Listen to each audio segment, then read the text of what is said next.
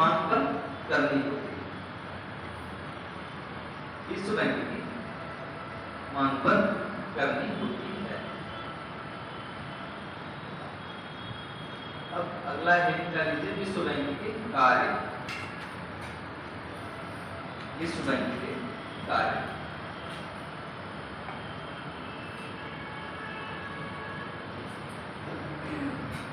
विश्व बैंक के कार्य, यह अल्प विकसित राष्ट्रों को, यह अल्प विकसित राष्ट्रों को, यह अल्प विकसित राष्ट्रों को विकास परियोजनाओं के लिए, यह अल्प विकसित राष्ट्रों को विकास परियोजनाओं के लिए, विकास परियोजनाओं को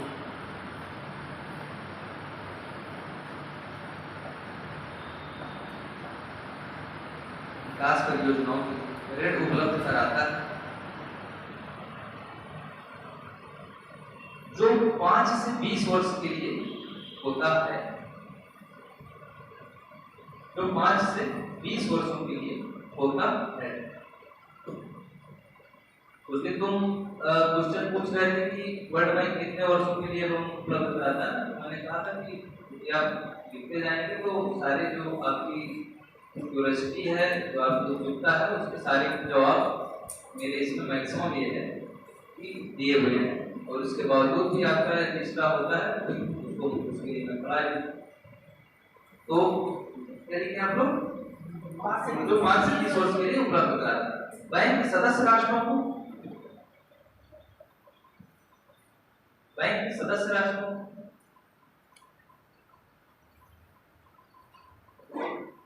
अपनी प्रदत्त पूंजी के, अपनी प्रदत्त पेड-अप कैपिटल जिसे कहते हैं, अपनी प्रदत्त पूंजी के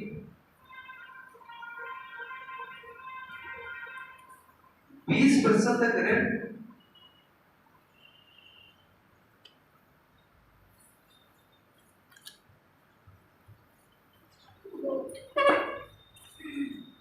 20% ऋण अपने कोष से उपलब्ध कराता है, अपने कोष से उपलब्ध कराता है, अपने कोष से उपलब्ध कराता है। साथ ही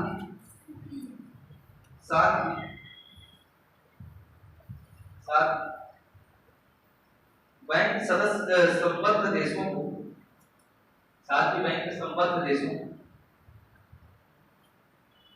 साथ ही बैंक संबद्ध देशों जहां के बाजारों से फंड एकत्रित किया जाना है,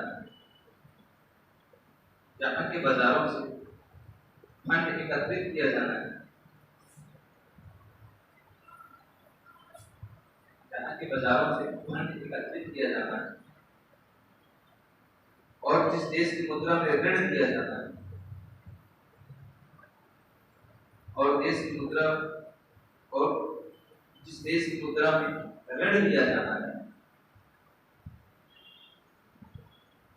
देश की मुद्रा में ऋण दिया जाना है, की स्वीकृति की स्थिति में, की स्वीकृति की स्थिति में, की स्वीकृति की स्थिति में ऋण की गारंटी भी प्रदान करता है, ऋण की गारंटी भी प्रदान करता है। इस पर सदस्य राष्ट्र से, इस पर सदस्य राष्ट्र से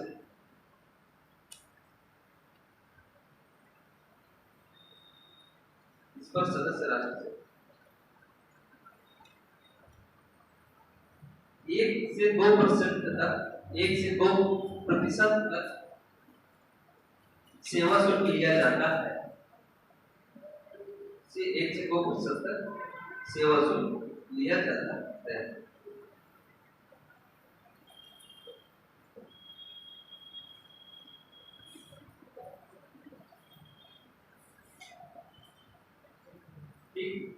तो ये इसके कार्य है, मतलब इसका कार्य है कि एक तो पहले ये विकास परियोजनाओं के लिए क्या करता है कि जो इसके सदस्य राष्ट्र हैं उनको ऋण प्रदान करता है।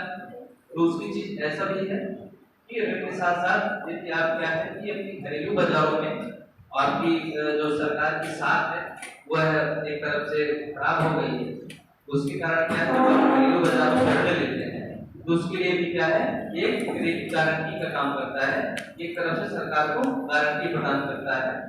ठीक है, ये इसके कारक है। और ये जितनी सारी चर्चाएं थी हम लोगों ने आईएमएफ में कर चुके हैं। आईएमएफ में जितनी विशेषताएं हैं, जिस लिए आईएमएफ उद्देश्य गठित किया गया था, सेम उसी उद्देश्य के लिए वर्ल्ड बैंक भी गठित किया गया था। तो वर्ल्ड बैंक में मेरी समझ से इतना काफी था। वर्ल्ड बैंक क्यों आया, आईएमएफ क्यों आया, इसके बारे में मैंने लगभग काफी विस्तार से चर्चा भी कर चुका हूँ। ठीक है, अब अगली हेडिंग आप लोग डाल लीजिए विश्व बैंक और भारत।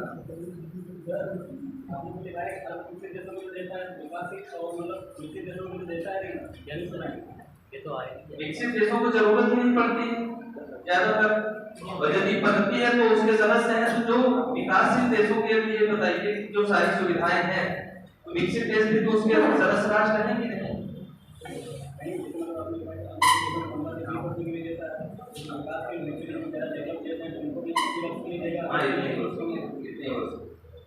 पंद्रह से 20 इसलिए तो उसकी समय अवधि 15 से 20 तक है। 15 से 20 के बीच में किसी भी समय अवधि में दे सकता है। उसकी न्यूनतम समय अवधि क्या है 5 वर्ष और अधिकतम समय अवधि कितनी है 20 वर्ष। अब ये बताइए जब सारी सदस्यताएं उसने ली हुई है, जितने भी सदस्य राष्ट्र हैं, तो यदि कोई भी सदस्य किसी भी राष्ट्र का संगठन का सदस्य बनता है तो सारी सुविधाएं उसको प्राप्त होंगी। उसमें चाहे मुख्यतः किसको काम कर रहा है, किसका काम कर रहा है, विकासशील देशों के लिए कार्य कर रहा है, अल्प विकसित देशों के लिए कार्य कर रहा है। और आप लोग जानते हैं, कई बार बता भी चुका हूं कि जो आईएमएफ है वर्ल्ड बैंक है, ये क्यों गठित किया गया था? इसलिए क्योंकि उसका मुख्य कार्य ये था कि विकसित देशों के अर्थव्यवस्थाओं को विश्व बाजार में खोलना। आप लोगों ने 1991 पॉलिसी पढ़ी होगी, 1991 में जो एलपीजी मॉडल था 24 जुलाई 1991 को आया था। आप लोग जानते हैं कि वह क्या था कि हमेशा सरकारें कहती है कि वह उदारीकरण की नीति थी, वैश्वीकरण की नीति थी, और क्या था निजीकरण की नीति थी। तो सरकार को वर्ल्ड बैंक ने या आईएमएफ ने क्या किया था, एक तरफ से दबाव डाला था, एक तरफ से बात किया था कि हम आपको तभी लोन दे पाएंगे, तभी हम आपको ऋण देंगे जब क्या करेंगे आप हमारे बाजार की अर्थव्यवस्थाओं को खोलेंगे। जब हमारे देश की लगभग 1999 में हमारे देश की काफी जनसंख्या उस समय जो आप लोग जब डेमोग्राफी पढ़ते थे तो जनसंख्या विस्फोट की अवस्था, तो आईएमएफ को वर्ल्ड बैंक को अच्छे से पता था। और अच्छा आईएमएफ को वर्ल्ड बैंक में मुख्यतः किसका अनुबंध है, अमेरिका में, या आईएमएफ में क्या आपने लिखा था कि इसका सदस्य क्या हो सकता था, सिर्फ यूरोपियन कंट्री हो सकता था।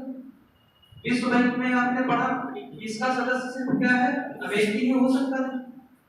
तो अब आप लोगों को इससे बड़ी बात क्या हो सकती है कि उसका जो मैनेजिंग डायरेक्टर होगा वह क्या है कि इन्हीं दो देशों की कोई एक और होगा। तो उसके द्वारा जो नीतियां बनाई जाएंगी वो अपने देश के हित के लिए बनाई जाएंगी। तो 1991 में यदि भारत के पास बहुत ज्यादा जनसंख्या थी, भारत के पास विस्तृत बाजार था, भारत के पास जितने भी बहुराष्ट्रीय कंपनियां थी उनको खोलने के लिए क्या था, भारत ने क्या था बहुत अच्छा बाजार मिल गया। तो आईएमएफ ने क्या किया, जो वर्ल्ड बैंक ने क्या किया कि भारत के ऊपर दबाव डाला कि आपको क्या करना है, अपनी अर्थव्यवस्था को बहुराष्ट्रीयकरण करना है या फिर उसका वैश्वीकरण करना है, उदारीकरण करना है। वैश्वीकरण किया गया, आप लोग जानते होंगे कि 1992 में क्या हुआ था, लम्स का नाम सुने हुए थे, liberalisation exchange rate management system, यानी कि उदारीकरण का जो विनिमय दर का क्या था, एक उदारीकरण किया गया था, यानी कि जो बाजार में जो विनिमय दर थी, लोगों ने फिक्स एक्सचेंज रेट के बारे में पढ़ा था ना, तो ये क्या है एग्जाम हाल में आप लोगों से पूछ लेता है कि इसका एस्टैब्लिशमेंट कब हुआ। तो ये कब आया था 1992। मैंने कई बार क्वेश्चन देखे हैं वनडे एग्जामों में या पीसीएस में, बहुत ज्यादा तरह क्वेश्चन पूछ लेता है कि लम्स की स्थापना कब हुई थी। ये क्या है, liberalisation exchange rate management system. ठीक, इसमें क्या हुआ था कि जो हमारे देश की विनिमय दर थी उसकी दो दरें निर्धारित कर दी, 40% और क्या था 60%। ये 40% होती तो सरकार के द्वारा निर्धारित होती थी, और जो 60% थी वो किसके द्वारा निर्धारित होती थी? बाजार की शक्तियों के द्वारा। फिर हम लोगों ने 1992 में था, फिर 1992 से और 1993 के बीच में हमने क्या किया था कि व्यापार खाता जो था, व्यापार खाता का संबंध है वस्तु व्यापार से। व्यापार खाते का जो संबंध होता है किससे होता है? वस्तु व्यापार। यानी कि व्यापार खाते में हमने क्या किया? पूर्ण परिवर्तनीयता ला दी। मतलब जो विनिमय दर था व्यापार कोष में जितनी भी क्या रखी जाएंगी उसमें व्यापार खाता की पूर्ण परिवर्तनीयता। पूर्ण परिवर्तनीयता का मतलब समझ रहे हैं? व्यापार खाते विनिमय दर को आप लोग जानते हैं। विनिमय दर में तो आपको कोई समस्या है? विनिमय दर क्या है? एक देश की जो वस्तुएं हैं दूसरे देश से जब हम आयात निर्यात करते हैं तो जिस दर पर करते हैं उसको विनिमय दर। ठीक, तो मैं आप लोगों को बता दूं, आप लोगों ने बीओपी में पढ़ा होगा, एक होता है व्यापार खाता, एक होता है चालू खाता, एक होता है पूंजी खाता, एक होता है क्या? एक पच्चीस हस्तांतरण। ठीक, तो जो चालू खाता होता है उसमें आप लोगों ने 3 चीजें पढ़ी होंगी। उसमें क्या होता है? व्यापार खाता आता है, ठीक, उसमें सेवाओं से वस्तुओं से संबंधित व्यापार शामिल किया जाता है चालू खाते में, सेवाओं से संबंधित व्यापार चालू जोड़ा जाता है, और तीसरा क्या है? एक 25 हस्तांतरण को शामिल किया जाता है। ठीक, इन तीनों को ये क्या है? व्यापार खाते में सिर्फ क्या शामिल होती थी? सिर्फ वस्तुएं शामिल होती। आप लोग जाके, आप लोगों के लिए एक तरफ से होमवर्क है, जब आप लोग जाएंगे तो क्या करेंगे? तारापुर कमेटी का नाम सुने? यस, तारापुर कमेटी नहीं सुने? 1997 में आई थी।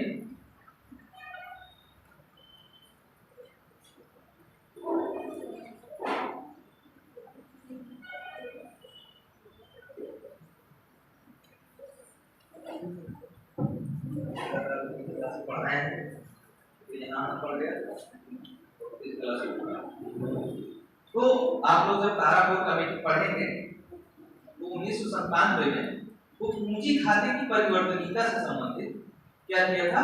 एक कमेटी गठित की गई थी कि पूंजी खाते की परिवर्तनीयता हम अपने देश में लागू करें या ना लागू करें।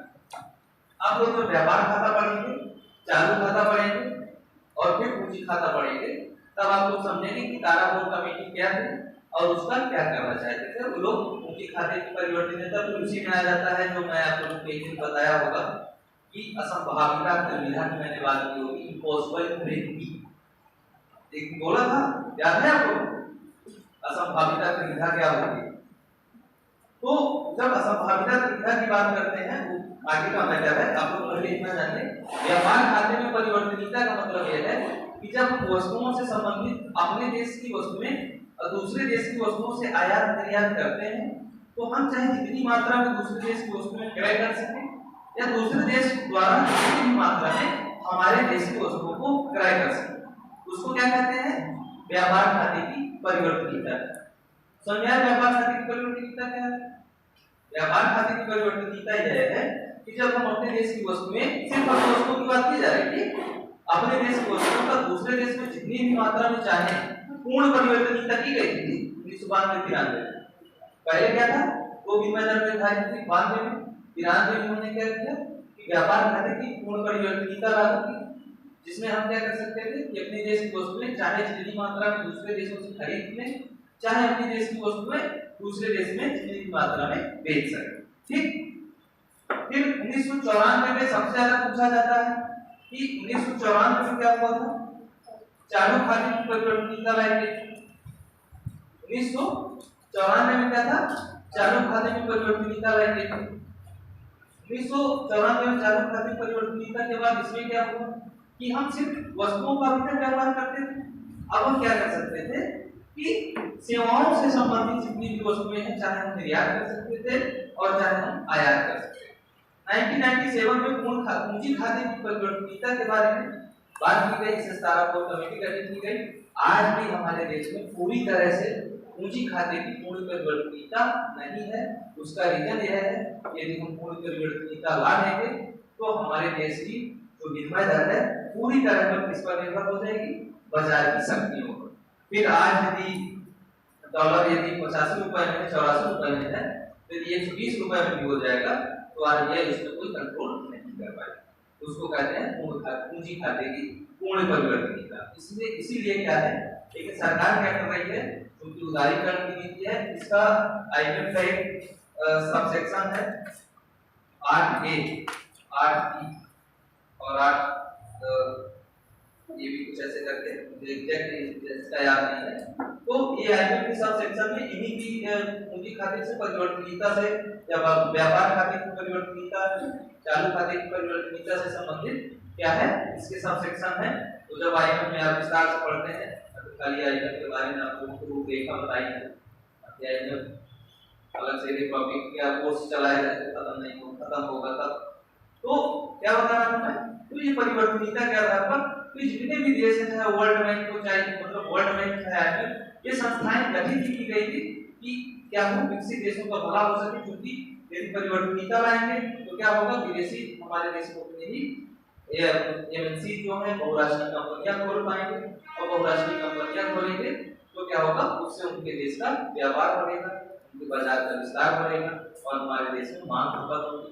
क्योंकि वो देश ऑलरेडी विकसित हो चुके हैं, देशों की मांग की सीमा हो चुकी है, तो उनको नहीं चाहिए कि दूसरे देशों में मांग सृजित हो। उनके लिए क्या चाहिए, विस्तृत बाजार चाहिए। और चूंकि चाइना ऐसा देश है जो ऑलरेडी बहुत ज्यादा विकसित हो चुका है, अपने देश में बहुत ज्यादा विस्तार कर चुका है, विस्तार करने के कारण क्या है कि अब चाइना का ऑप्शन रह नहीं गया। तो वही चीजें भारत है, श्रीलंका है, पाकिस्तान है, नेपाल है, भूटान है, इनकी सब राष्ट्रों में बचे कि अपना बाजारों को खपत कर रहे हैं। तो इसी वजह से जब आप लोग क्रिटिसाइज करते हैं, आलोचना करते हैं, तो आईएमएफ के वर्ल्ड में कोई भी संस्था है इसका मुख्य उद्देश्य क्या है, मैक्सिमम विकसित देशों की सहायता करना, विकसित देशों को लाभ पहुंचाना, और इसी वजह से गठित की है, इसी वजह से कार्य कर रही है। ठीक, तो आप लोगों ने हेडिंग क्या रहा, वर्ल्ड बैंक और भारत। ठीक,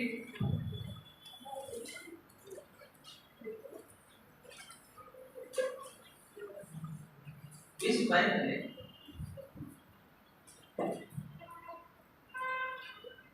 विश्व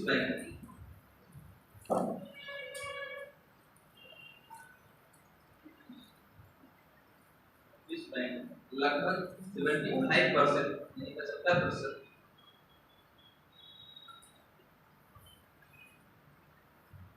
विश्व ने लगभग 75% सिर्फ एशिया सॉरी 75% बैंक, 75% ऋण एशिया अफ्रीका, एशिया अफ्रीका और लैटिन अमेरिका के अल्प विकसित राष्ट्रों को प्रदान किया। अफ्रीका के बाद में बोलो लैटिन अमेरिका, लैटिन अमेरिका के अल्प विकसित राष्ट्रों को प्रदान किया।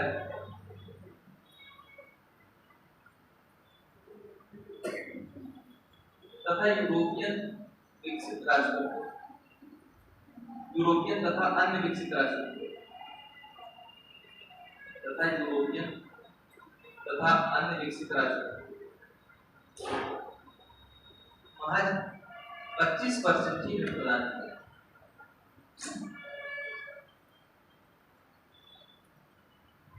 आज 25% ऋण प्रदान किया।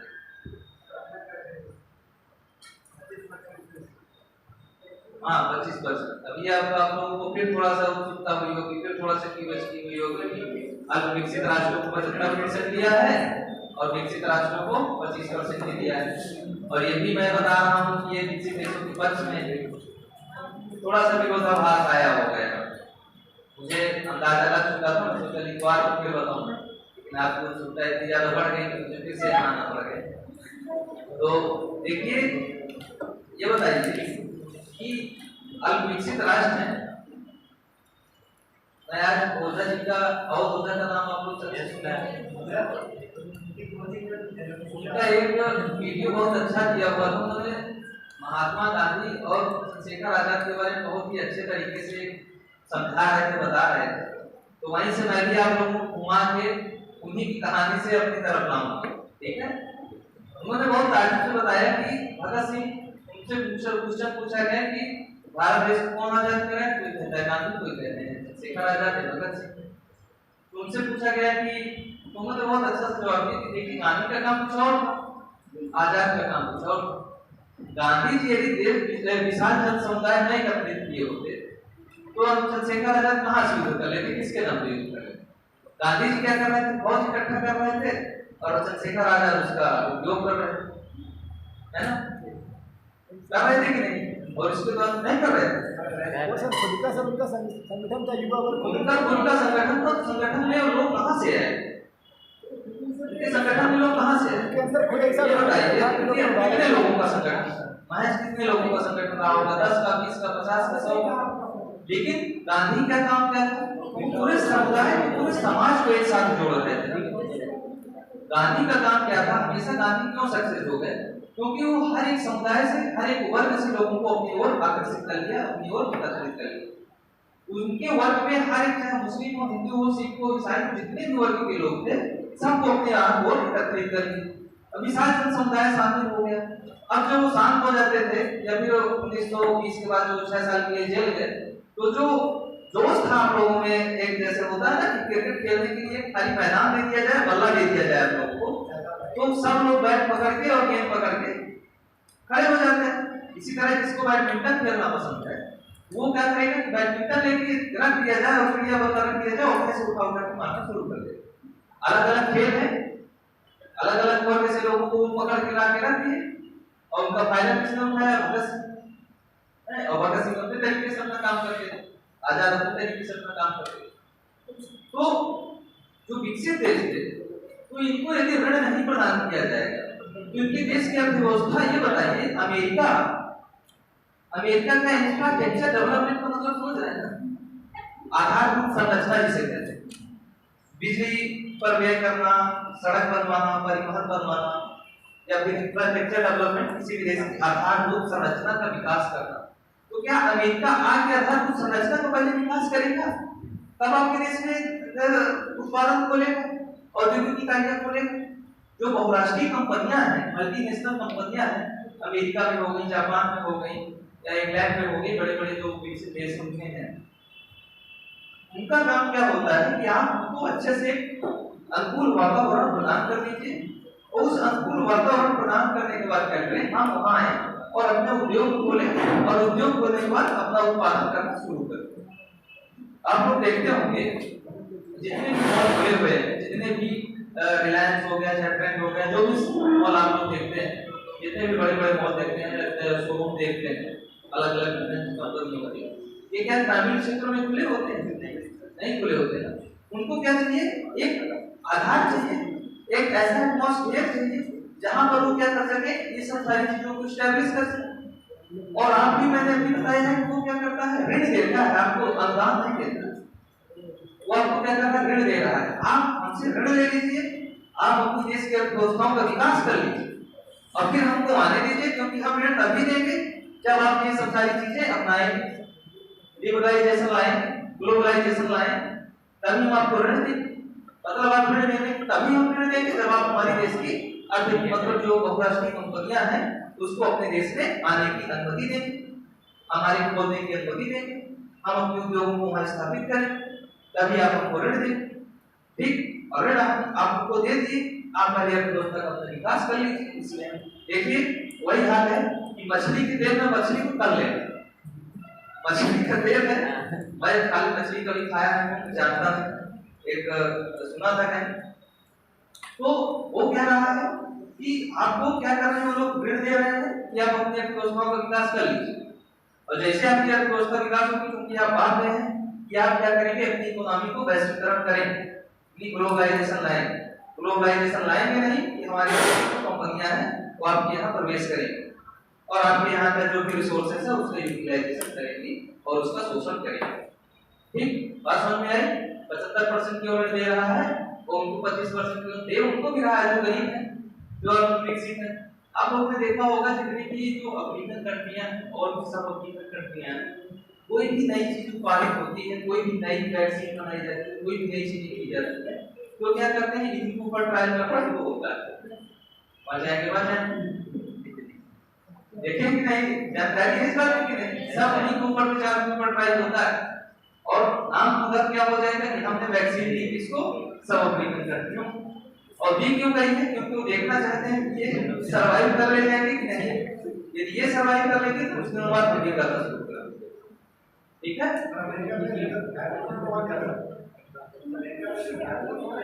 क्या है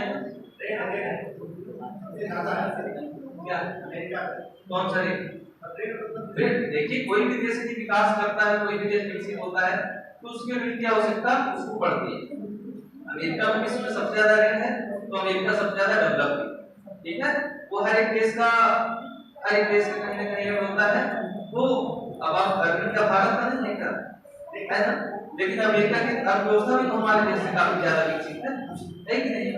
तो वो ऋण दूसरा मैटर है, लेकिन मेन चीज ये है कि उसके पास इतनी क्षमता है कि वह जितने ऋण है उनको आसानी से चुका सकता है और अपनी अर्थव्यवस्था का विकास कर सकता है। ऋण मुक्ति वाली जो बात करती, यदि अमेरिका जिसकी सारे लोगों का ऋण चुका दे तो पूरी अर्थव्यवस्था वैसे ही बनती है।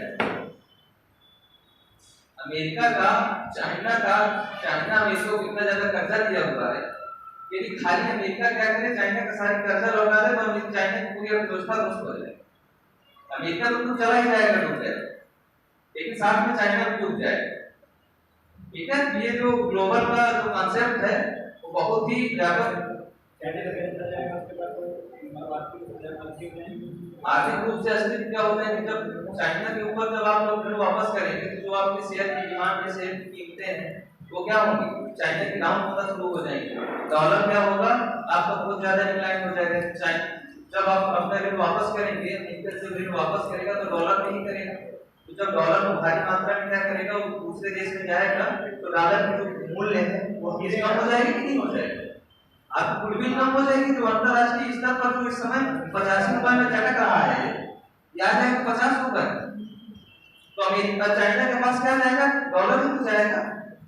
उस जिस डॉलर की कीमत आपको 50 रुपए मिल रही है वो 50 रुपए में आ जाएगी कि नहीं आ जाएगी, तो दोनों ध्वस्त हो जाएंगे कि नहीं हो जाएंगे। इसलिए अब इसमें आजकल जो आप लोग देखते होंगे जो बड़ी कंट्रियां हैं वो आपस में क्या है, आर्थिक वार होते हैं। उस दिन बता रहा था इकोनॉमिक वार होते हैं। एक दूसरे देश से क्या है कि डायरेक्ट हमला नहीं करता है, क्या करेगा, व्यापार प्रतिबंध कर देगा। खैर पैसे की चीजें बहुत बड़ा मैटर है, हम लोग वर्ल्ड बैंक में सीख रही है। ठीक है, हेडिंग क्या है आपको, हाँ मतलब वो है 25% विकसित राष्ट्र को ऋण प्रदान करता है। यह FAO फूड एग्रीकल्चर ऑर्गेनाइजेशन जो FAO नाम सुने होंगे इसका, यह FAO WHO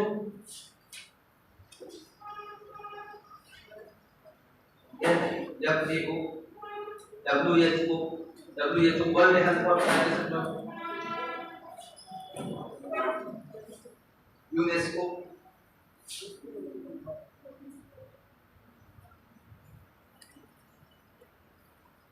यूनिको,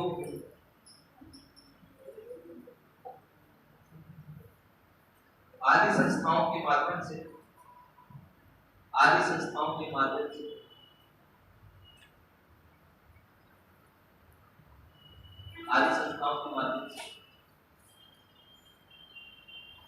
कृषि शिक्षा स्वास्थ्य सिंचाई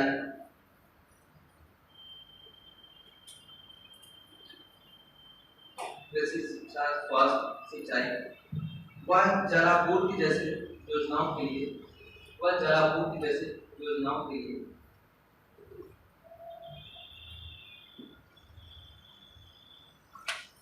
विभिन्न राज्यों की मदद करता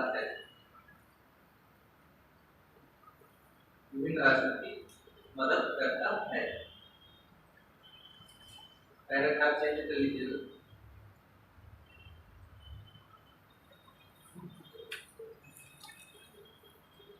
भारत के लिए ये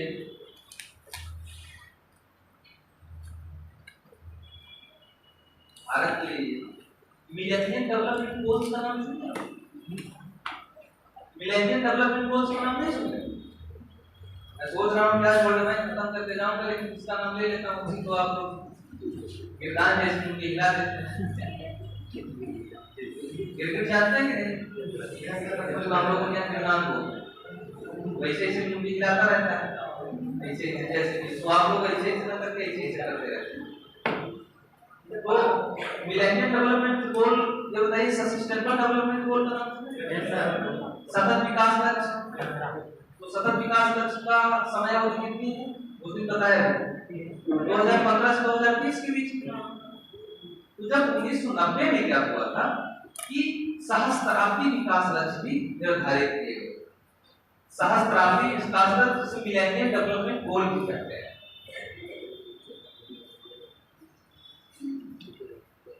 सहस्त्राब्दी कैसे लिखा जाए?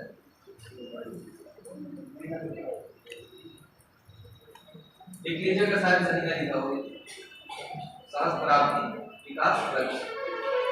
ये कब आए थे? 1990। ठीक, इनके समय अवधि कितनी थी? 1990 से 2015। मिलेनियम डेवलपमेंट गोल्स किसे कहते हैं?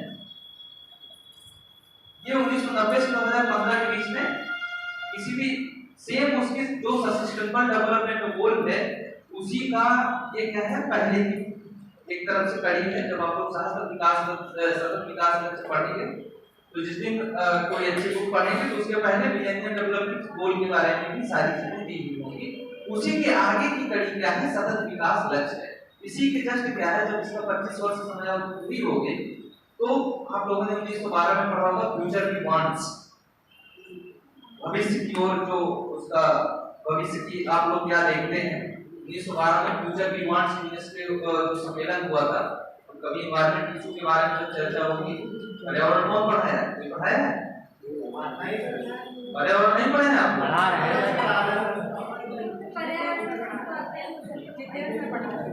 पर्यावरण में मानवीय पर्यावरण के बारे में यूनेस्को सम्मेलन और ये सतत विकास समकोषीय विकास यूनेस्को और ये सब मिलेनियम डेवलपमेंट प्रोटोकॉल जो है सब नहीं पढ़ाया गया? पढ़ाया जाएगा ना, जो भी पढ़ाया जाएगा अच्छे से बताएगा। ठीक है, मैं इकोनॉमिक्स पढ़ा रहा हूँ। तो क्या बता रहा था मैं आप लोगों को? अलग मेरा इसलिए आप लोगों को बोल देता हूँ कि मेरा सब्जेक्ट एनवायरमेंट इकोनॉमिक्स भी रहा है। तो काफी इस सब सारी चीजों के बारे में विस्तार से हम लोग पढ़े हैं एक तरफ से, तो इसलिए मेरे जहन में बताते बताते कहीं मैं पहुंच ही जाता हूँ। क्या बता रहा था मैं कि 1992 में 2012 में फ्यूचर डिमांड्स का कांसेप्ट आया था। उसमें कहा गया था कि 2015 तक जो ये खत्म हो रहा है तो इसको खत्म होने के बाद कौन से लक्ष्य निर्धारित करें, उसके लिए क्या था 2015 में फिर से क्या हुआ था, सतत विकास लक्ष्य आ गए थे, सतत विकास उद्देश्य गठित हो गए थे। ठीक, उसके बारे में आप लोग देख रहे होंगे उसमें 17 उद्देश्य हैं और 169 क्या है लक्ष्य बताया था। उसमें दिखाया भी था लक्ष्य और उद्देश्य में अंतर भी बताया था क्या होता है, लक्ष्य क्या है उद्देश्य क्या है। ठीक, तो भारत के लिए मिलेनियम डेवलपमेंट गोल बता रहा था। सहस्त्राब्दी विकास लक्ष्य आप समझ गए क्या है? सहस्त्राब्दी सतत विकास लक्ष्य की तरह क्या जो 1990 में इनको गठित किया गया था और इनका क्या उद्देश्य था, जो विभिन्न योजनाएं हैं इनको किस तरह विकास किया जाए, किस तरह डेवलप किया जाए। ठीक, तो क्या लिखे आप लोग? यह भारत में सहस्त्राब्दी विकास लक्ष्य मिलेनियम डेवलपमेंट गोल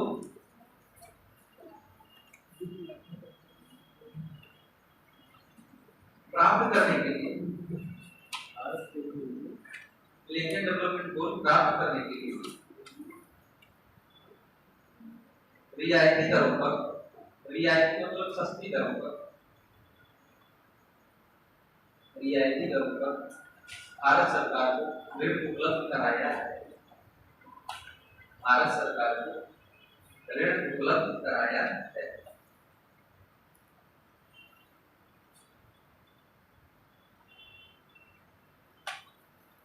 विश्व बैंक जो विश्व बैंक है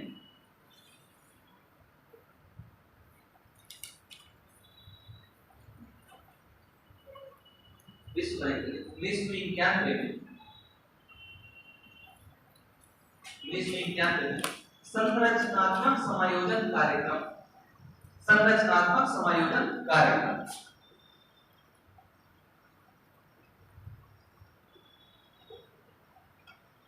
संरचनात्मक समायोजन कार्यक्रम प्रारंभ करने के लिए सुझाव दिया था। कार्यक्रम करने के लिए सुझाव दिया था, जो पूर्ति पक्ष से संबंधित था। जो क्या है? पूर्ति पक्ष से संबंधित था। मैंने आप लोगों को इसके पहले आयकर के बारे में बताया होगा, तो उसने क्या किया था? आर्थिक स्थिरीकरण कार्यक्रम की तरह क्या किया था कि भारत को सुझाव दिया था कि आपको ये करना होगा। और विश्व बैंक ने उस समय क्या किया था? संरचनात्मक समायोजन कार्यक्रम के तहत सुझाव दिया था। वो आर्थिक स्थिरीकरण कार्यक्रम किससे संबंधित था? मांग पक्ष से संबंधित। ये किससे संबंधित था? पूर्ति पक्ष से। लिख लीजिए, यह क्या था? यह पूर्ति पक्ष से संबंधित था। यह पूर्ति पक्ष से संबंधित था।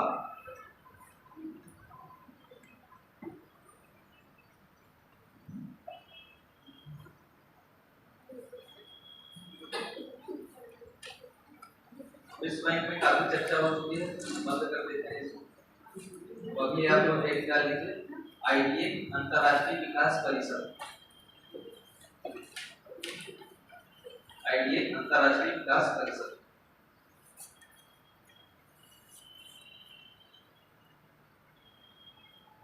खत्म करने की इच्छा हो तो बीच में मत रोको, वर्ल्ड बैंक का खत्म हो जाएगा। ठीक है, तो कहेंगे तो बड़ा मुश्किल है। आईडीए अंतरराष्ट्रीय विकास परिषद।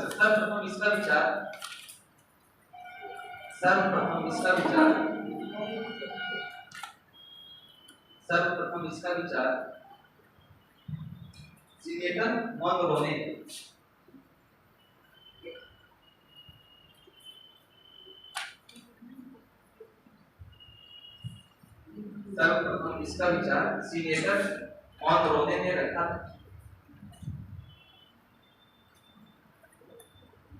सर्वप्रथम इसका विचार ये क्या है? आपकी अंतरराष्ट्रीय विकास परिषद का इंटरनेशनल डेवलपमेंट एसोसिएशन। सर्वप्रथम इसका विचार सीनेटर मोनरो ने रखा था। अंतरराष्ट्रीय विकास परिषद आईडीए लिखते जाइएगा, हर बार आप लोग आईडीए लिखते जाइए। ठीक, आईडीए विश्व बैंक की एक इकाई है। आईडीए विश्व बैंक की एक इकाई है। आईडीए सुनाई दे रहा है? आईडीए ये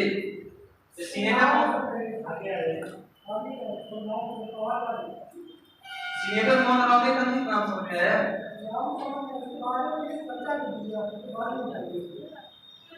मैं नहीं समझ पा रहा हूँ।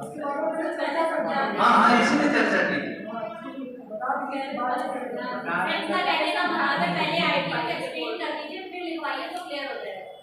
अच्छा, आईडीए के बारे में बताना है, तो आईडीए के बारे में मैं सोचा था लिखा तो फिर समझा।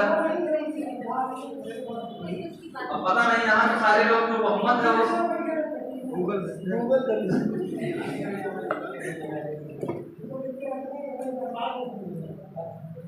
भाई, मैं तो पहले दिन आया था, तो आप लोग यही डिसाइड कर लीजिए कि आप लोग को लिखाना है कि वो करना है। मैं तो पहले दिन आया था ना, तो मैं यही तो कहा था कि आप लोग क्या करिए कि यदि सारी चीजें आप लोग अपने से पढ़ लें तो मैं लिखाऊं ना। लिखाते जा रहे हैं, पॉइंट टू द पॉइंट लिखाते जाएंगे, बीच बीच में समझा तो रहे हैं सारी चीजें। हालांकि सब सारी चीजें आप लोगों को कहीं ना कहीं बुक में मिल जाएगी। ठीक है,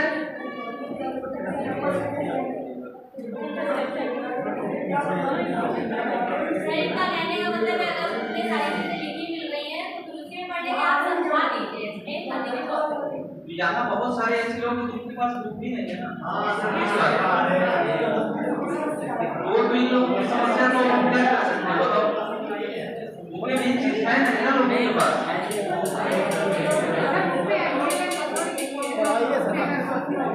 सबसे बड़ी समस्या ये है ना कि लोगों के पास बुक खरीदना नहीं चाहते हैं।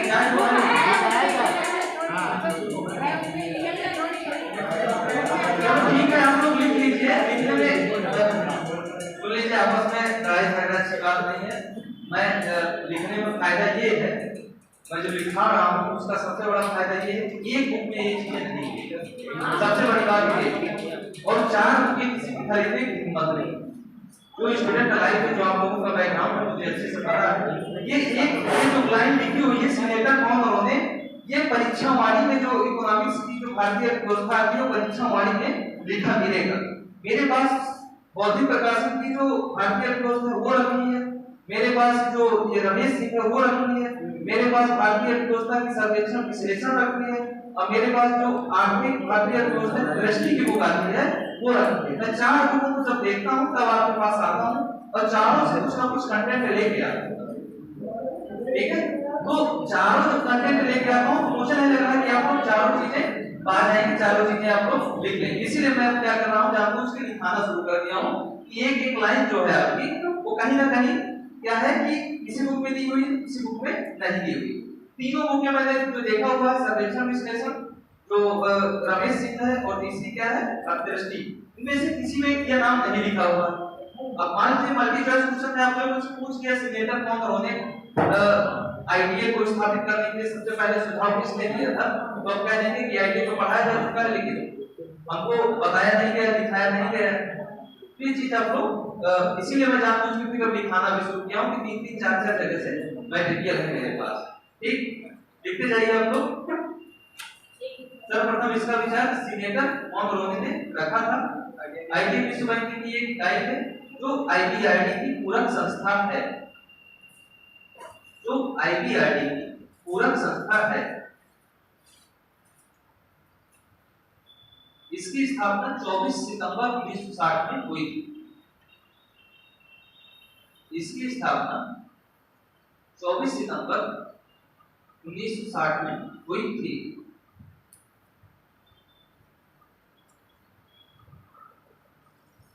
इसे 1961 में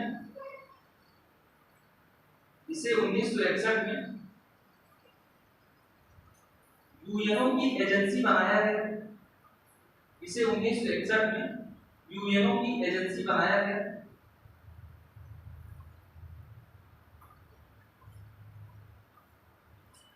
आईबीआरडी का सबसे बड़ा दोष यह था, आईबीआरडी का सबसे बड़ा दोष यह था, आईबीआरडी का सबसे बड़ा दोष यह था कि इसने जो ऋण दिए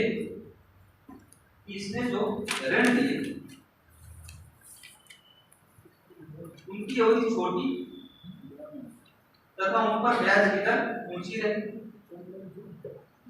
आईडीए ने जो ऋण दिए उनकी अवधि छोटी तथा उन पर ब्याज की दर ऊंची रही। यह अल्प विकसित देशों की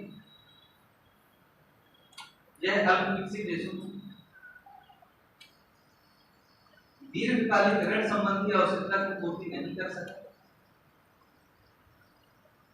यह अल्प विकसित देशों की दीर्घकालिक ऋण संबंधी आवश्यकता की पूर्ति नहीं कर सकता। इसलिए उदार शर्तों पर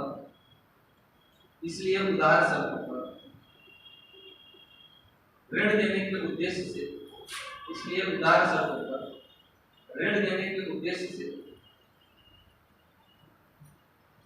विश्व बैंक की ही एक पूरक इकाई के रूप में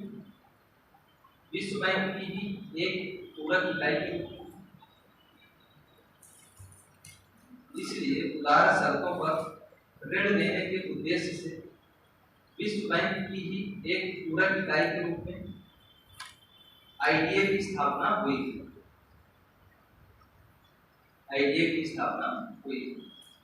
वर्तमान में इसके सदस्य देश 173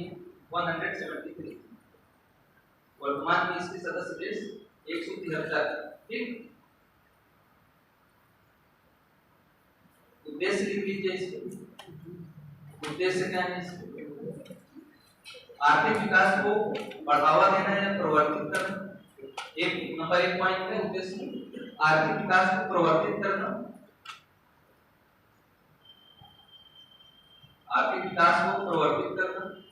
दूसरा पॉइंट है उत्पादकता में वृद्धि करना, और तीसरा पॉइंट है अल्प विकसित देशों के जीवन निर्वाह स्तर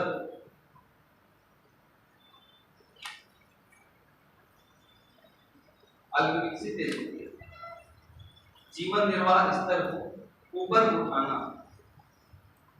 अल्प विकसित देशों के जीवन निर्वाह स्तर को सब्सटेंस लाइफ जो है सब्सटेंस लेवल ऑफ लाइफ को जीवन निर्वाह के स्तर को ऊपर उठाना।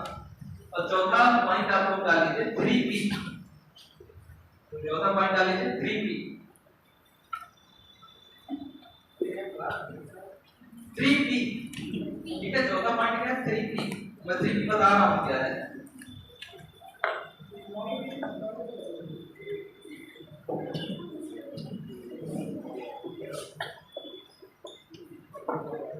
प्रोजेक्ट,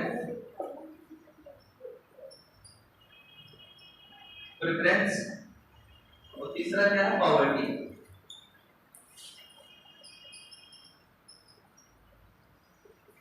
परियोजना ये क्या है अधिमान है, ठीक, और ये क्या है गरीबी। परियोजना अधिमान या वरीयता भी लिख सकते हैं इसको, वरीयता या अधिमान।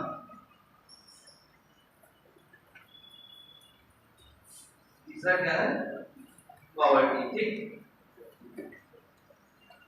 पैराग्राफ चेंज कर लीजिए। आईडीए द्वारा दिए गए ऋण, आईडीए द्वारा दिए गए ऋण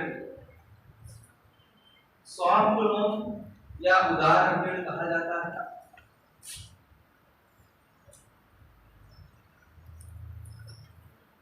सॉफ्ट लोन या उदार ऋण कहा जाता है।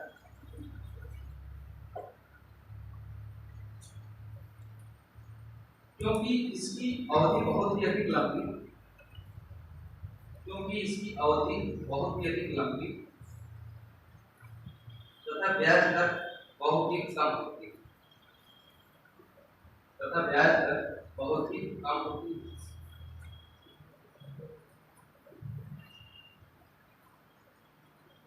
अब आप लोग सॉफ्ट लोन का मतलब समझ गए होंगे, सॉफ्ट लोन होता क्या है। अच्छा, सॉफ्ट लोन के साथ साथ एक और होती है ट्रीजर लोन भी एक कहते हैं, ठीक है। ट्रीजर लोन, सॉफ्ट लोन आप लोग देख चुके हैं। जब आप लोगों से ट्रीजर लोन पूछ लिया जाए ट्रीजर लोन है क्या, तो सॉफ्ट लोन के साथ साथ जो ट्रीजर लोन भी उसी को कहते हैं। तो ट्रीजर लोन उसको कहते हैं जब क्या है आपको कोई भी बैंक क्या करता है शुरुआती अवस्था में क्या करता है कि ब्याज की दरें कम रखता है और एक समय के बाद क्या है ब्याज दरों को बढ़ाता है, उस स्थिति को क्या कहते हैं ट्रीजर लोन कहते हैं, ठीक। ट्रीजर लोन देखिए दूसरी चीज है उसमें क्या है कि प्रारंभ में आपकी ब्याज की दरें कम रहेगी, एक समय के बाद ब्याज की दर को वह बढ़ाता है। सॉफ्ट लोन क्या है, दोनों में डिफरेंस है कि इसमें क्या है कि आपकी जो ऋणों की अवधि है वह क्या है काफी लंबे समय के लिए आपको ऋण प्रदान किया जाता है और आपको जो मतलब उसको जो ब्याज की दर है वह काफी कम होती है। दोनों में फर्क समझ में आया। सॉफ्ट लोन क्या है, सॉफ्ट लोन अभी लिख चुके हैं आप लोग कि दीर्घावधि के लिए दिया जाता है, लंबे समय अवधि के लिए दिया जाता है और उसकी जो ऋण की जो ब्याज की दर होती है वह काफी कम होती है। ट्रीजर लोन क्या है कि प्रारंभ में आपको सस्ते दरों पर ब्याज उपलब्ध कराया जाता है, सस्ते दरों पर, और जब एक समय के बाद क्या होता है कि ब्याज की दरें बढ़ा दी जाती है। जैसे प्रारंभ में आप लोग देखेंगे कि सरकार क्या करती है जब कोई नई परियोजना लाई जाती है ग्रामीण क्षेत्रों में लाई जाती है सरकार उसको क्या करती है इंसेंटिव देती है ना, उसको क्या है शुरू में कुछ छूट दे देती है। आप लोगों ने एसईजेड का नाम सुना, सेज का नाम सुना, एसईजेड क्या है, कम से कम नाम तो बता दीजिए इसमें नहीं सुना है। सुना है। इसमें क्या होता है प्रारंभ में आपको जो उद्योगिक होते हैं उनको क्या है छूट प्रदान की जाती है कुछ समय के लिए, कुछ समय अवधि के लिए कि आपको कर मुक्त किया जाएगा, आपके एक्सपोर्ट क्या है कि आपने इसको ड्यूटी नहीं लगेगी, है ना, सिंगल विंडो सिस्टम है। कभी जब सेज कभी पढ़ेंगे योजना में कभी पढ़ाऊंगा तो शायद उसमें मैं इसका जिक्र कर दूं, परेशान मत होइए, कोशिश करूंगा कि जिक्र करूं। तो अभी इसको रहने देते हैं यहाँ पे। तो इसमें भी क्या है शुरू में छूट प्रदान की जाती है। सेज काफी बड़ा टॉपिक है, एक आध दिन चलेगा उसमें, तो योजना में खाली इसकी रूपरेखा दिखाएंगे कि क्या है सेज, ठीक है, टॉपिक है आपको पंचवर्षीय योजना और आज के टॉपिक में लिखा भी हुआ है कि पंचवर्षीय योजना आपको पढ़ाना है। और अभी डब्ल्यूपीओ तो आया ही नहीं, डब्ल्यूपीओ तो चले कम से कम 3-4 दिन कोशिश की जाए तो चला जाए लगभग 10 दिन, लेकिन 3 दिन में कोशिश करूंगा कि 2 से 3 दिन में मैक्सिमम कोशिश रहेगी मेरा डब्ल्यूपीओ 2 से 3 दिन में खत्म हो जाए। तो कहाँ है आप लोग, इसकी अवधि बहुत कम होती है। आईटीए ने ऐसे इसके आगे लिखे जाते लिखेंगे आप लोग, आईटीए ने ऐसे ऋण जिनके भुगतान की अवधि, आईटीए ने ऐसे ऋण जिनके भुगतान की अवधि 40 वर्ष है, आईटीए ने ऐसे ऋण जिनके भुगतान की अवधि 40 वर्ष है, उनसे 0.75%, उनसे 0.75% वार्षिक सेवा लागत के रूप में लेता है। 0.75% वार्षिक सेवा लागत, वार्षिक सेवा लागत के रूप में लेता है। इन ऋणों पर ब्याज की दर शून्य होगी, इन ऋणों पर ब्याज की दर शून्य होगी।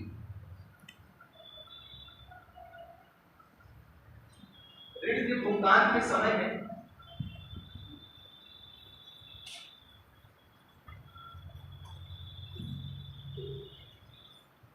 ऋण के भुगतान के समय 10 से 12 वर्ष की, ऋण के भुगतान के समय में 10 से 12 वर्ष की छूट होती है, 10 से 12 वर्ष की छूट होती है। जबकि आईबीआरडी के ऋणों की, जबकि आईबीआरडी के ऋणों की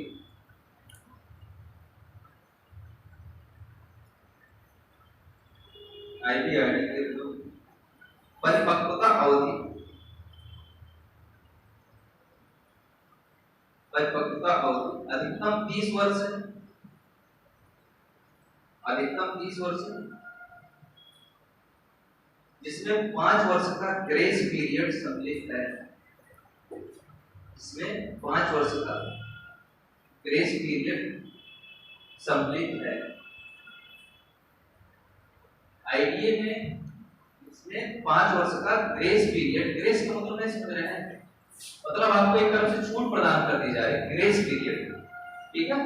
आपको और 40 वर्ष के लिए तो ऋण उसने दिया है आईडीए ने, ये आईडीए कितना है, अधिकतम 30 वर्ष के लिए दे सकता है, जिसमें ऑलरेडी 5 वर्ष का जो ग्रेस पीरियड है वो शामिल है। 20 वर्ष के लिए वैसे आप लोगों ने देखा था, 5 वर्ष के लिए वो क्या कर सकता है, एक तरफ से सहानुभूति रख सकता है कि नहीं देंगे, और 5 वर्ष जब 25 वर्ष भी हो जा रहे हैं तो भी आपको 5 वर्ष के लिए अतिरिक्त ग्रेस पीरियड दे रहा है। मतलब 20 वर्ष वो थे, 10 वर्ष क्या था, इसका आपको ग्रेस पीरियड मिला। आईटीए जो है वो कितना दे रहा है, 40 वर्ष के लिए आपको ऋण दे रहा है, और प्लस में 10 से 12 वर्ष का क्या है, आपको अतिरिक्त समय दे रहा है कि आप 10 से 12 वर्ष के बीच में लगभग 50 वर्ष के लिए, 52 वर्ष के लिए आप लोग आईडीए से ऋण ले सकते हैं। कोई राष्ट्रपति हो या प्रधानमंत्री हो, ऋण ले ले, 10-20 साल उसको जीना हो, खूब आराम से बढ़िया मौज करे, और 50 साल उसको जीने गए, समाज के कल्याण में लगाएंगे, लेकिन समाज का कल्याण कौन देखने जा रहा है, अपना कल्याण कर ले वो समाज, खुद ही समाज में तो भी आता है ना, कहते हैं समाज का तो मैं प्राणी हूँ, मेरा कल्याण हुआ तो समाज का कल्याण। ट्रिकल डाउन इफेक्ट पड़े कि नहीं आपको, कैपिटल इफेक्ट का प्रभाव पड़े कि नहीं, ट्रिकल डाउन इफेक्ट, चलो पंचवर्षीय योजना पढ़ाएंगे उसमें बस क्या लिखे हम लोग, अधिकतम 5 वर्ष का ग्रेस पीरियड सम्मिलित, ठीक, लिख लीजिए नीचे। आईडीए केवल उन्हीं देशों को ऋण देता है, आईडीए केवल उन्हीं देशों को ऋण देता है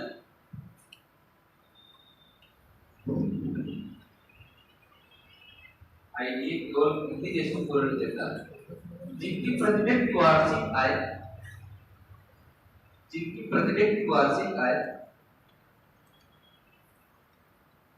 जिनकी प्रति व्यक्ति वार्षिक आय $375 से कम, $375 से कम,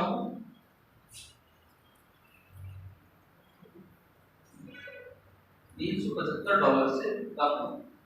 साथ ही यदि कोई देश, साथ ही यदि कोई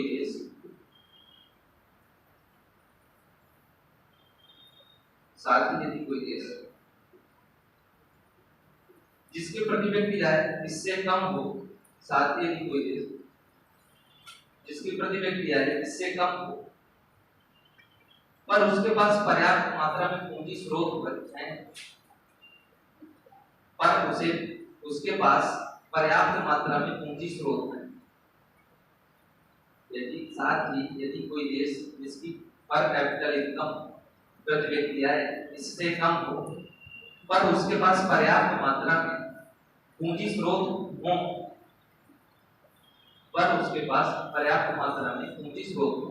तो उसे यह ऋण नहीं प्रदान करेगा,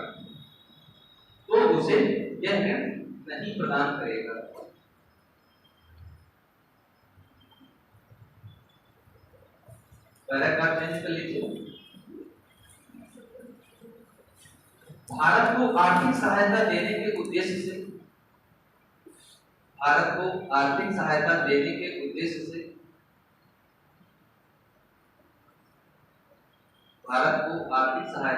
के उद्देश्य से aid India club consortium aid India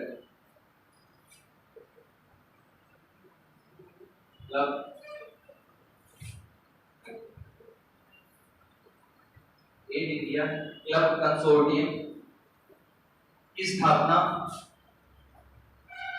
Hindi लिख लीजिए भारत सहायता क्लब संघ, भारत सहायता क्लब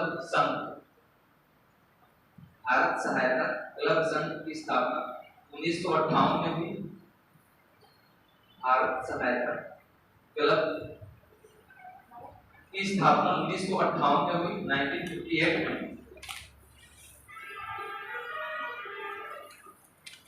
1994 में कामा लगा के 1994 में इसका नाम भारत विकास मंच कर दिया गया।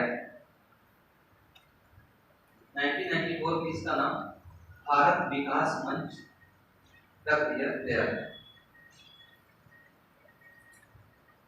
अगला आप लोग हेडिंग कर लीजिए IFSC इंटरनेशनल फाइनेंस कॉर्पोरेशन अंतरराष्ट्रीय वित्त निगम। अगला हेडिंग है अंतरराष्ट्रीय वित्त निगम IFSC अंतरराष्ट्रीय वित्त निगम।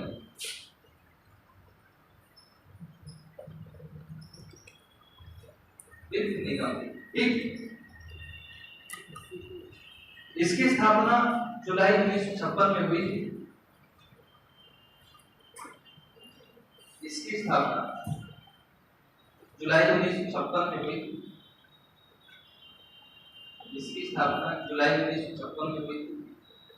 1962 में यह यूएनओ का अधिकरण बन गया, मतलब इसे एजेंसी कहते हैं। 1962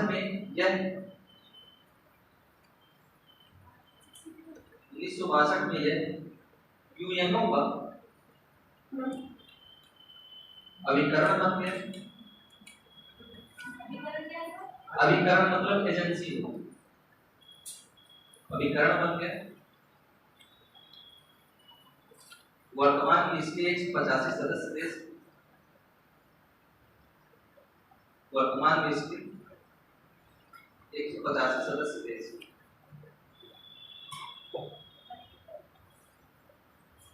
अगला लिखा लीजिए उसी के उद्देश्य।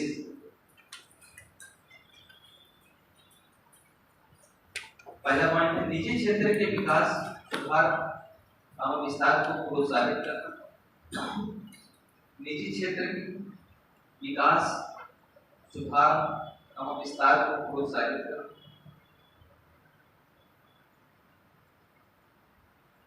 निजी क्षेत्र के विकास सुधार और विस्तार को प्रोत्साहित करना। दूसरा पॉइंट निवेश के अवसरों, निवेश के अवसरों, देशी तथा विदेशी निजी पूंजी,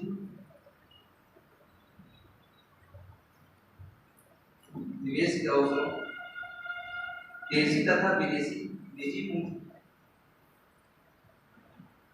देशी तथा विदेशी निजी पूंजी तथा अनुभव प्रबंधों, तथा अनुभव प्रबंधों, अनुभव प्रबंधों को परस्पर सहयोग प्रदान करना, अनुभव प्रबंधों परस्पर सहयोग प्रदान करना, अर्थात निजी उद्योगों के साथ मिलकर, अर्थात निजी उद्योगों के साथ मिलकर बिना संबंधित सरकार की गारंटी के, बिना संबंधित सरकार की गारंटी के उनमें पूंजी का निवेश करना है, उनमें पूंजी का निवेश करना है।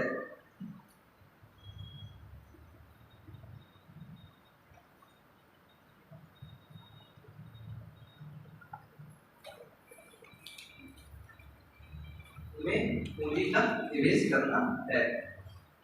यह निजी उद्योगों के लिए, यह निजी उद्योगों के लिए, यह निजी उद्योगों के लिए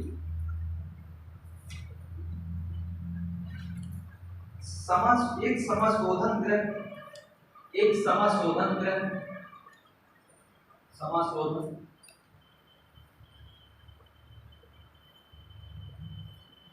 जिसे कहते हैं क्लियरिंग हाउस,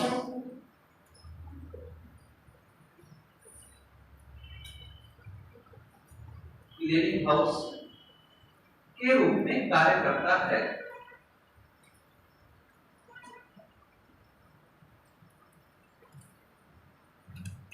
आईडीए के बारे में आप लोग अच्छे से जानते हैं। आईपीएससी का भी काम क्या है, ये क्या करता है कि जितने भी निजी उद्योग हैं जो विभिन्न देशों में है, जितने भी निजी उद्योग दूसरे देशों में काम करना चाहते हैं, काम करने के लिए इच्छुक है, तो ये क्या करता है कि उनको एक प्रोत्साहन का भी काम करता है और उनके लिए गारंटी का भी काम करता है। मान लीजिए आप क्या है किसी दूसरे देश में निवेश करने गए, तो ये क्या करेगा, सरकार को पहली बात तो उसको गारंटी प्रदान करता है कि हम उस देश में कार्य कर रहे हैं, तो हम उसके लिए जो आपकी पूंजी है, जो आपकी पूंजी लग रही है, उसको क्या है, क्योंकि आप लोग जब रिस्ट्रिक्शन अपनाया गया था, जब क्लोज इकोनॉमी की बात की जाती थी, इनवर्ड लुकिंग पॉलिसी जो है, इनवर्ड मतलब है अंतर्मुखी जो विदेशी नीति है, मतलब क्या होता था कि दूसरे देशों के लिए हम क्या करते थे कि बाजार हमने नहीं खोलते, तो जब खोलते भी थे तो बहुत सारे उसमें प्रतिबंध होते थे कि आप इतनी ही मात्रा में अपने लाभ को दूसरे देशों में ले जाएंगे, उतने मात्रा में हमारे देश के श्रमिकों को रोजगार देंगे, अपने देश के श्रमिकों को रोजगार बन देंगे, बहुत सारी चीजें होती थी। तो ये सब सारी चीजों में बहुत सारे जो अलग अलग देश थे योजनाएं बनेगी, उसमें औद्योगिक नियमन विकास अधिनियम 1951 में आया था, उसमें बहुत सारे जो उद्योग थे उनके लिए रिस्ट्रिक्शन थे। तो हर एक देश में अलग अलग इस तरह के एक्ट बनाए जाते हैं, दूसरे देशों के ये एक प्रतिबंध का काम करते हैं, उनको एक नियंत्रित करने का काम। तो इन सब के नियंत्रण को दूर करने के लिए, इन सबको जो एक तरह से बाधाएं हैं, उन बाधाओं को दूर करने के लिए और उन देशों को निजी क्षेत्रों के विकास को प्रोत्साहित करने के लिए आईपीएससी को गठित किया गया। यह एक तरफ से इनको एक गारंटी का भी काम करता है। ठीक, आईपीएससी आप लोगों को समझ आया इसका क्या काम था? किसी को कोई समस्या, कोई डाउट? मुख्यालय सर इसका सर, मुख्यालय सर वाशिंगटन डीसी। आईडीए का सर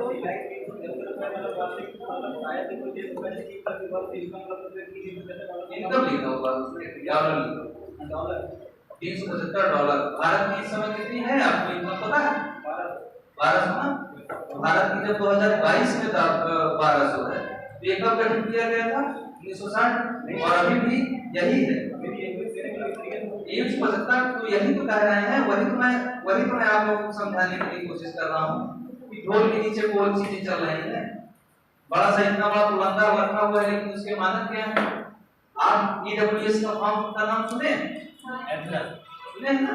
ईडब्ल्यूएस का फॉर्म के लिए एक्चुअल वैल्यू, उसका एक्चुअल को देखा जाए तो क्या उसका कोई बात करता है? नहीं। आप लोग जितने बैठे होंगे शायद एक कोई उसका एक्चुअल बात है, और वैसे तो सर है 8 लाख हर एक कास्ट के लिए है, लेकिन उसका जो वो हर एक कास्ट के लिए सब चीजें, लेकिन उसके जो मानक है उसके 2-3 मानक ऐसे हैं जो शायद उसमें हर एक व्यक्ति उसका फिर वही चाहता है। जमीन तो उसमें पता है क्या लिखा हुआ है? ग्रामीण क्षेत्र में 2000 स्क्वायर लगभग समझ लीजिए इतना बड़ा कमरा यदि किसी के पास है, इतना बड़ा कमरा कितना बड़ा किसी के पास घर है तो उसके मापन से बाहर। दूसरी चीज क्या लिखा हुआ है कि जो शहरी क्षेत्र में है 1000 स्क्वायर फीट, मतलब इसका लगभग आधा कमरा, इससे बड़ा तो लगभग हर एक कम होता ही। जो झुग्गी झोपड़ी में रहते हैं वो बेचारे क्या करते हैं, ईडब्ल्यूएस को जानते भी नहीं, ना तो उसके घर में पढ़ने वाला होता है, लेकिन देखते हो क्या आपका सब एक तरफ से ईडब्ल्यूएस बना होगा, लोग बनवाए रहते हैं इधर उधर से कहीं नहीं पूरा। तो इसका जो मैं यही तो बता रहा था कि बड़ी बड़ी ऊंची ऊंची बातें हर एक चीजें हैं, लेकिन क्या है कि एक्चुअल में कुछ चीजें और हैं। जब मैं डब्ल्यूटीओ पढ़ाऊंगा तो उसमें अलग से उसके लिए भी 1000 के लिए $1000 से भारत ऊपर आ चुका है, और अमेरिका बार बार भारत ऊपर केस कर देता है, तो भारत हर बार हार जाता है और अपनी सदस्यता बचाते बचाते बचता है। यहाँ तक कि कई बार तो ऐसा हुआ है कि 12 बजे रात में पहले एग्रीमेंट को लागू करना पड़ा है, तो भारत को निकाल फेंक दिया गया होगा। अच्छा 2017-18 में बहुत ज्यादा क्वेश्चन आया था, बात बाकी छोटे रहे होंगे तो हम लोग ये कर रहे थे, बापू इंटर कर रहे होंगे, ग्रेजुएशन कर रहे होंगे, तो एमए वाले ग्रेजुएशन कर रहे होंगे, तो उसमें सबसे ज्यादा क्वेश्चन पूछा गया था कि भारत क्या डब्ल्यूटीओ छोड़ सकता है या भारत को डब्ल्यूटीओ छोड़ देना चाहिए। ये बहुत ही ज्यादा कॉम्प्लिकेटेड मुद्दा है, क्योंकि हमेशा ये मुद्दा होता है कि जब आप लोग पढ़ेंगे डब्ल्यूटीओ तो देखेंगे उसमें जितने भी देश हैं उसमें जो काम किसके लिए कर रहा है, उन विकसित देशों के लिए कर रहा है, लेकिन जब उसके आप लोग एग्रीमेंट पढ़ेंगे तो 164 क्या है देश उसमें शामिल है।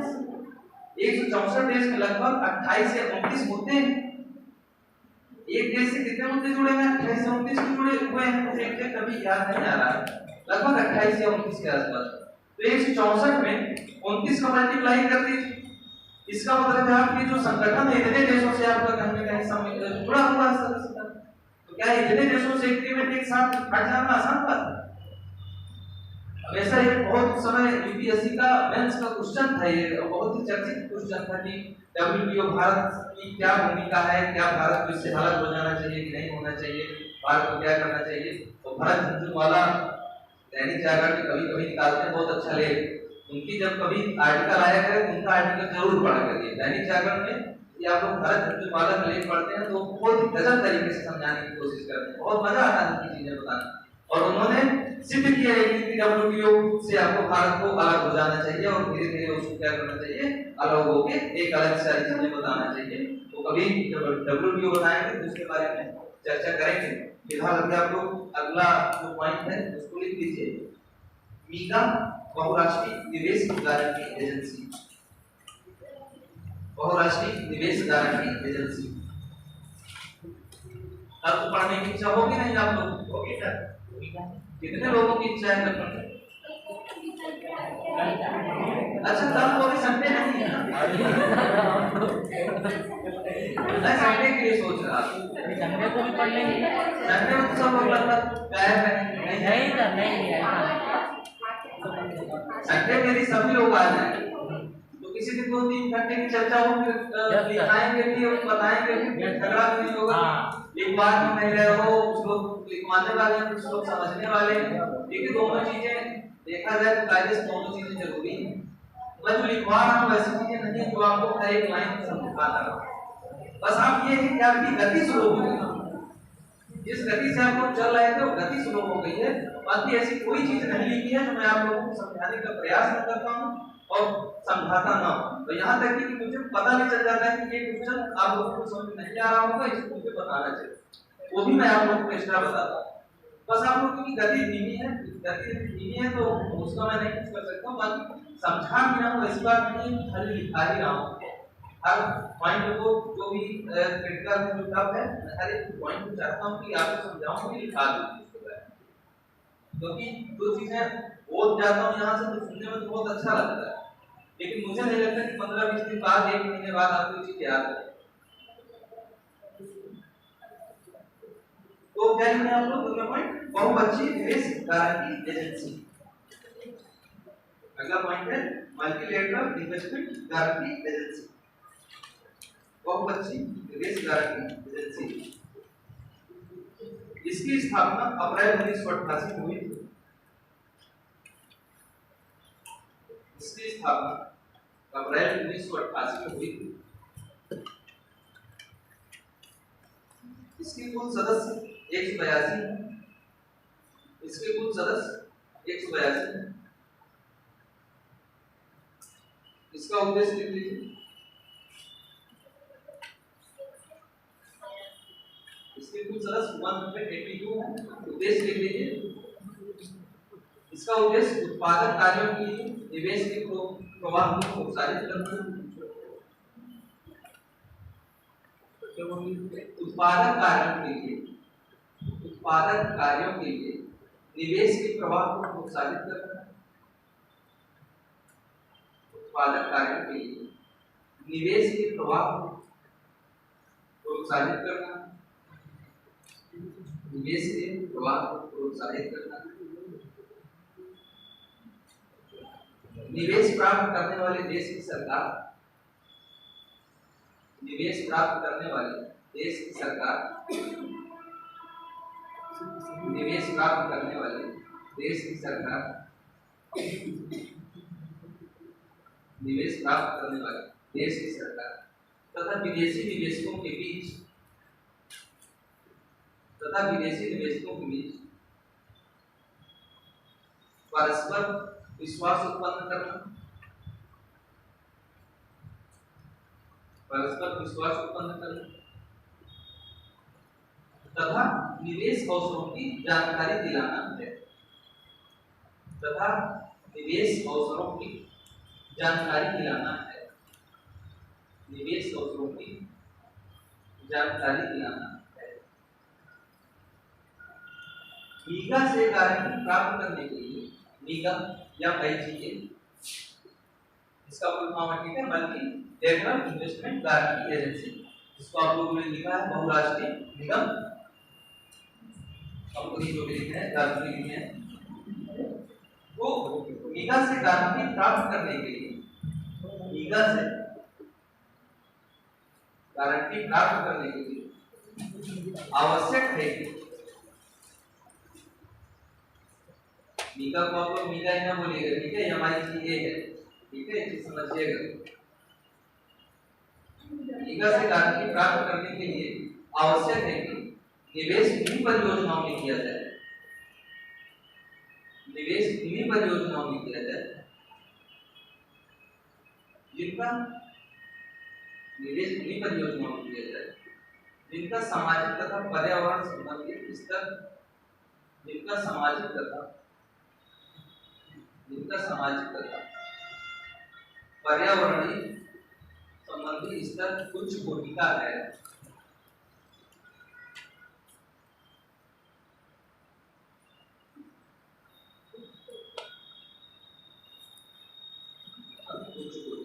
देखिए इसमें थोड़ा सा डिफरेंस ये है, ये क्या कर सकता है, ये क्या करता है कि जो किसी भी देश की सरकार है और जो विदेशी निवेशक है उनके मध्य ये क्या करता है, संबंध को एक तरफ से रेगुलेशन का काम करता है, गारंटी का काम करता है। ठीक, यदि कोई देश है और उस देश की सरकार है, इसके द्वारा यदि कोई आपस में जो एग्रीमेंट होते हैं, जो समझौते होते हैं, उनके मध्य ये क्या करता है, संबंध को दर्शाता है और उनकी एजेंसी के रूप में काम करता है।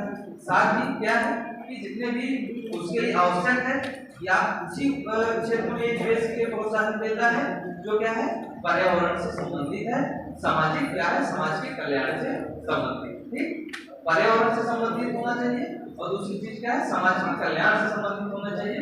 यदि दो क्षेत्रों से संबंधित है तभी वह क्या करेगा कि आप जो विदेशी निवेशक है और सरकार के मध्य जो डिस्प्यूट है उसके बीच में मतलब एक तरफ से एजेंसी का एक गारंटी का काम करता है। ठीक, अगला लास्ट हेडिंग है ICSID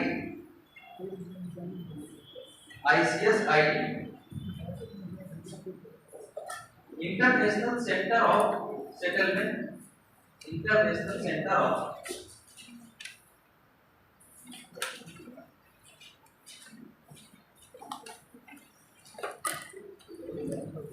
international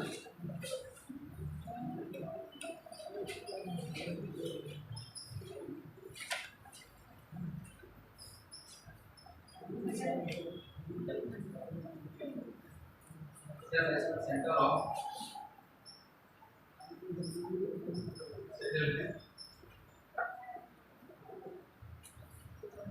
of investment dispute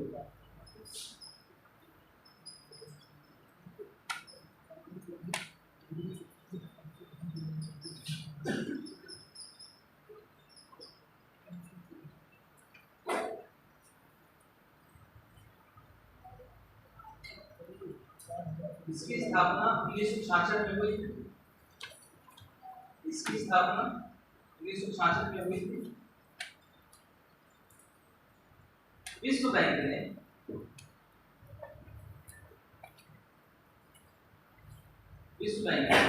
विभिन्न राष्ट्रों के बीच या विभिन्न राष्ट्रों के मध्य विश्व बैंक ने विभिन्न राष्ट्रों के मध्य निवेश संबंधी झगड़ों को सुलझाने के लिए निवेश संबंधित झगड़ों को सुलझाने के लिए निवेश संबंधित झगड़ों को सुलझाने के लिए निवेश संबंधित झगड़ों को सुलझाने के लिए एक अंतरराष्ट्रीय केंद्र की स्थापना की।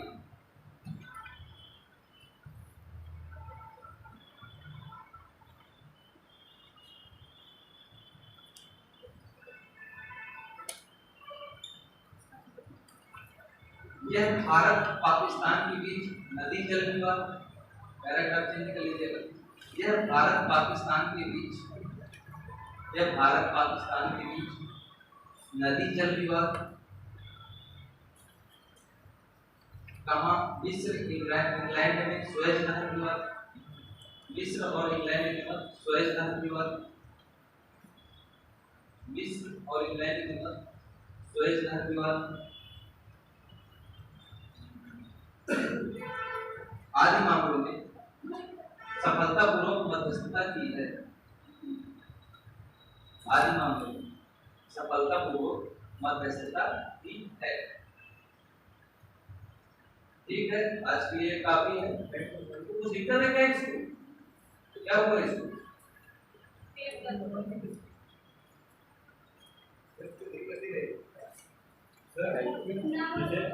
अगर कोई सदस्य ICSID का सदस्य नहीं है तो उसकी बातों पर क्या पूछता है? उसका सदस्य होना जरूरी है। भारत का सदस्य नहीं है भारत। आप लोगों ने जहाँ पढ़ा है भारत का सदस्य नहीं है। मैंने भी एक जगह पढ़ा है कि भारत का सदस्य नहीं है। चार संस्थाओं का एक जगह बुक में लिखा हुआ है कि भारत मुझे लगा सदस्यता होगी। अलग बुक में अलग अलग दिया हुआ है। मैंने एक जगह जो बता रहा हूँ मैंने पढ़ा है सिर्फ 4 का सदस्य, लेकिन मैंने देखा है कि जब सीमा विवाद कर रहा है इसका मतलब नहीं कि इसकी सदस्यता ली रही होगी। ये तो फिर हो सकता है कि वो सदस्यता ना हो तब फिर सेटलमेंट कर सकता है, ये भी हो सकता है। उसके बारे में तो मैंने ज़्यादा डीप देखा नहीं। मुझे लगा कि होगा सदस्यता तभी ऐसा नहीं सर वो नहीं है। मैंने पढ़ा है जहाँ हम लोग बता रहे हैं कि शायद इसमें दिया हुआ है अवेशी में दिया हुआ है दृष्टि में भी दिया हुआ है सदस्य नहीं, लेकिन फिर भी ये क्या है इसकी सीमा विवाद व्यक्ति उल्टा आ रहा है। तो हो सकता है कि सदस्यता न होने के बावजूद भी क्या हो यह उसकी सीमा अवश्य वो कर रहा हो।